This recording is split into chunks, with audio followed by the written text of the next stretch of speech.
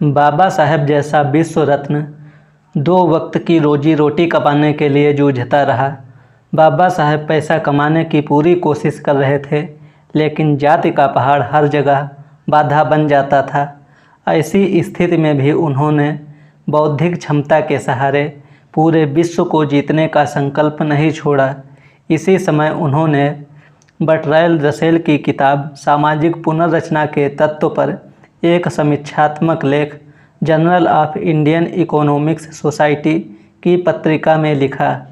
इसमें उन्होंने रसेल के कथन को उचित बताते हुए लिखा कि युद्ध का खात्मा सिर्फ बुद्धि के बल पर आवाहन करने से नहीं होता, बल्कि जीवन की ओर देखने वाली सृजनात्मक प्रवृत्तियों के संवर्धन से ही हो सकता है।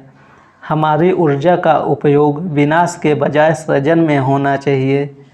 इन्हीं दिनों उन्होंने अमेरिका में लिखा हुआ प्रबंध कास्ट्स इन इंडिया प्रकाशित कराया और एक नया ग्रंथ small holdings in India and their remedies लिखकर भी प्रकाशित करवाया। इसमें जोर दिया गया कि भूमि का एकत्रीकरण करने से पहले औद्योगिकरण बहुत ज़रूरी है। इन किताबों से भी उन्हें इतना पैसा नहीं मिल सका कि वह वापस लंदन जाकर अपनी अधूरी पढ़ाई को पूरा कर सकें। ज़िंदगी की इन मुश्किल हालातों में सारी कोशिशों के बावजूद बाबा साहब के हाथों में पैसा नहीं आ पा रहा था। अब वह अपना अधिकतर समय बम्बई यूनिवर्सिटी की लाइब्रेरी में जाकर व्यतीत करने लगे। उनका मन बार बार वापस लंदन जाकर पढ़ाई करने का करता था। एक दिन उन्हें मालूम हुआ कि बम्बई के सरकारी Sydenham college of commerce and economics में एक प्रोफेसर की जगह खाली है।